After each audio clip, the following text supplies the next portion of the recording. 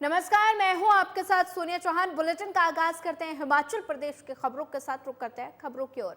मोदी सरकार में केंद्रीय राज्य मंत्री हर्ष मल्होत्रा का बयान सामने आया। उन्होंने कहा कि मोदी सरकार 3.0 के पहले बजट में हर वर्ग का ध्यान रखा गया। ये बजट स्पर्शस्पर्शी है और साथ ही उन्होंने कहा कि इस बजट में देश की अर्थव्यवस्था को गति देने का काम हुआ है और देश में पेश हुए आम बजट को फरवरी महीने में पेश हुए अंतरिम बजट के साथ जोड़कर देखने की जरूरत है। और आज पूरे विश्व की अर्थव्यवस्था तक डगमगा रही है, लेकिन भारत तेजी से आगे बढ़ रहा है और ये प्रधानमंत्री नरेंद्र मोदी की नीतियों का ही परिणाम है। और इसी के साथ उन्होंने कहा कि इस बजट में गरीब, युवा, अन्नदाता और नारी का विशेष ध्यान रखा गया। बजट में हिमाचल प्रदेश का भी ख्याल रखा गया। देश की वित्त मंत्री आदरणीय निर्मला सीतारमण जी ने जो पेश किया है, आदरणीय प्रधानमंत्री नरेंद्र मोदी जी का जो विकसित भारत का विजन है, 2047 में भारत को विकसित देश बनाने का जो विजन है, उसका एक आधार है। जो पिछले 10 वर्षों में जो जन कल्याण के काम हुए, उसी की गति को आगे बढ़ाते हुए ये बजट इस बार सर्वस्पर्शी, समावेशी बजट देश की जनता के लिए प्रस्तुत किया है। इस बजट की जो मुख्य हाईलाइट है, जो देश की इकोनॉमिक ग्रोथ 8.2% है, जबकि पूरा विश्व कहीं ना कहीं इकोनॉमिकली स्ट्रगल कर रहा है। तो ये पिछले जो 10 वर्षों का प्रधानमंत्री जी का विजन और कार्यशैली रही, उसके कारण से भारत की इकोनॉमिक ग्रोथ का 8.2% का बजट इस बार आया है। इसमें जो सोशल सेक्टर का एक्सपेंडिचर है वो डबल हुआ, 11 लाख करोड़ से 23 लाख करोड़ हुआ 23-24 में।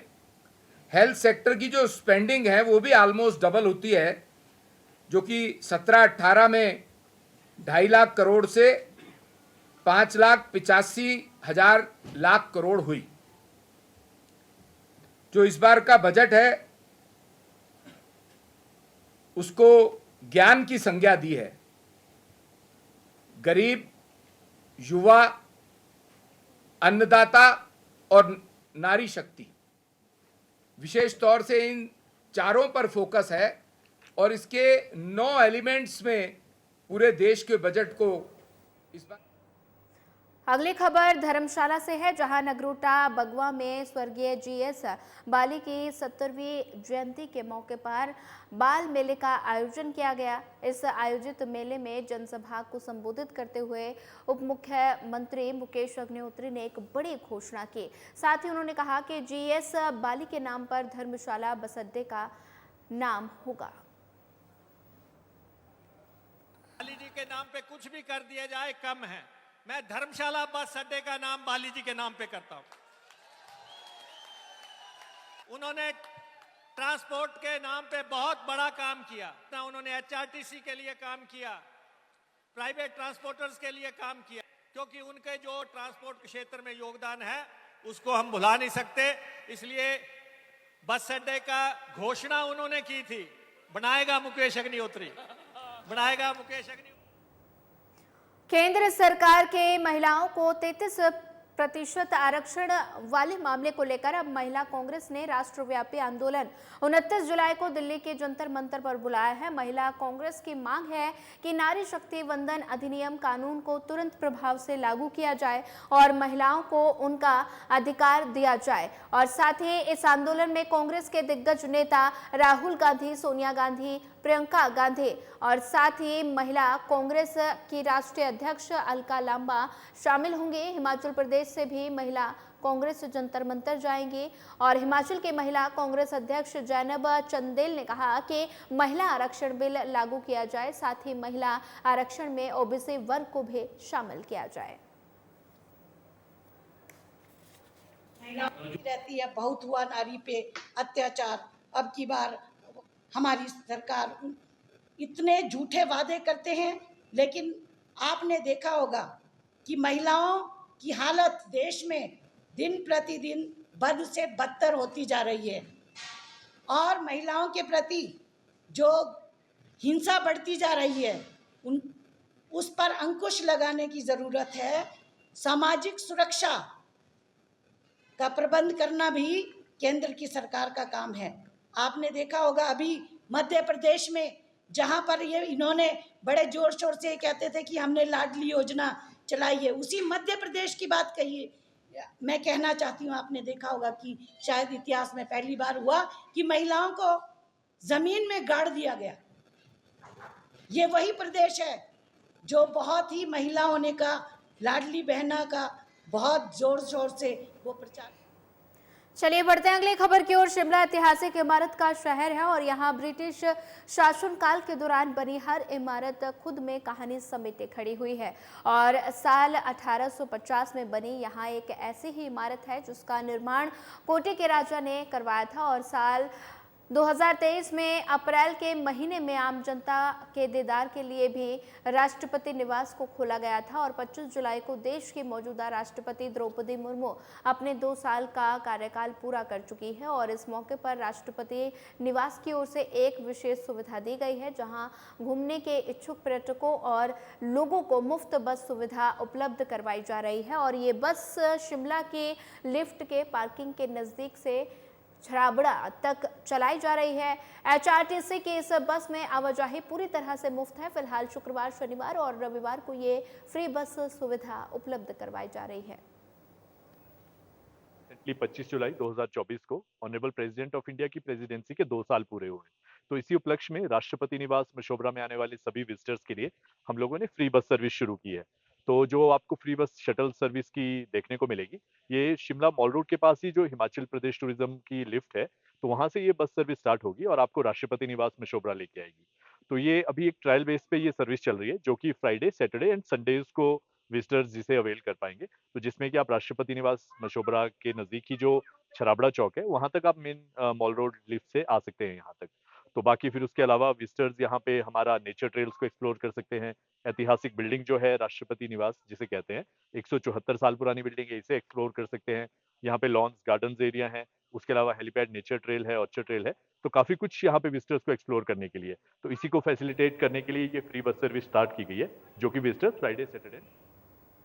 हाल ही में कांगड़ा हवाई अड्डे को ग्राहक संतुष्टि सर्वेक्षण में दूसरे स्थान पर रहने के लिए सम्मानित किया गया। ये सर्वेक्षण जनवरी से जून 2024 तक की अवधि के बीच ग्राहक संतुष्टि के लिए किया गया, जिसमें देश के 61 हवाई अड्डों ने भाग लिया। और बता दें कि राजमुंद्री हवाई अड्डे के बाद कांगड़ा हवाई अड्डा दूसरे स्थान पर रहा, जबकि लेह हवाई अड्डा तीसरे और मदुरै हवाई अड्डा चौथे स्थान पर रहे। और इस बारे में जानकारी देते हुए कांगड़ा हवाई अड्डे के निदेशक धीरेन्द्र सिंह ने बताया कि जनवरी से जून 2023 तक की अवधि के सर्वेक्षण में कांगड़ा हवाई अड्डा 11वें स्थान पर था और इसमें स्पष्ट पता चलता है कि इस हवाई अड्डे पर ग्राहक सेवा अनुभव में बहुत सुधार हुआ है।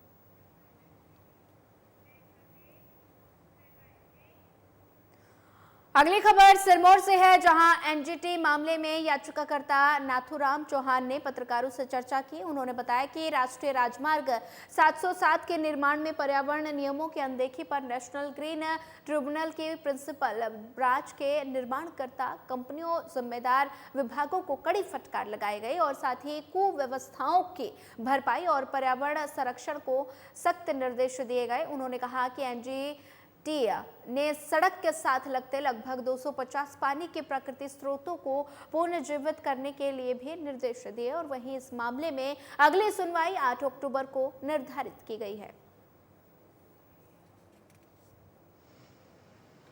अब जैसे मैंने कहा कि जो ड्रिंकिंग जो पोटा में जो हुआ है, जो गंदे पानी को पीने का पानी में मिला है, इस पर फटकार लगी है।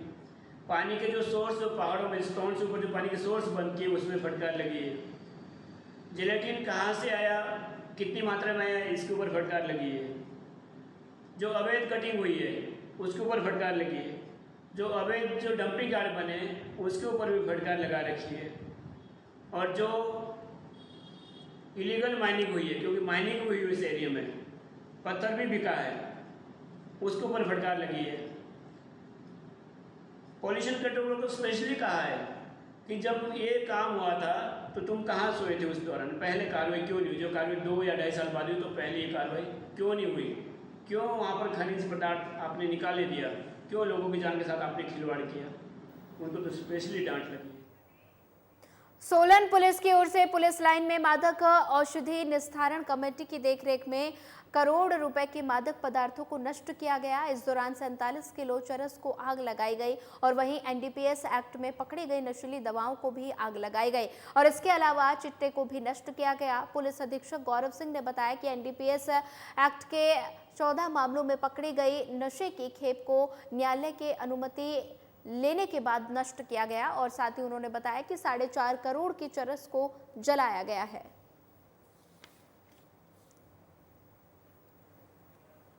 जिला के भिन्न भिन्न थानों में जो नारकोटिक कॉन्ट्राबैंड सीज किए जाते हैं उनमें 14 ऐसे केसेस थे जिनमें नारकोटिक कॉन्ट्राबैंड्स के डिस्पोजल के ऑर्डर्स कोर्ट से प्राप्त किए गए हैं और इनमें 13 केसेस जो है वो डिसाइडेड केसेस हैं और एक प्री ट्रायल पेंडिंग केस है। इसमें drug disposal committee standard operating procedure के मुताबिक बनाई गई है, जिसने इन 14 मामलों को आइडेंटिफाई करके कोर्ट से प्रॉपर ऑर्डर लेकर जो नारकोटिक कॉन्ट्राबैंड है, जो लगभग 47 किलो चरस और अन्य कॉन्ट्राबैंड शामिल है, इनको आज कमेटी द्वारा डिस्पोज ऑफ किया गया है। पिछली बार भी एक वर्ष के दौरान ही 21 मामले आइडेंटिफाई किए गए थे और उसमें 50 किलो से ज़्यादा ना। फिलहाल इस बुलेटिन में इतना ही। ज़्यादा खबरों के लिए बने रहिए हमारे साथ। नमस्कार।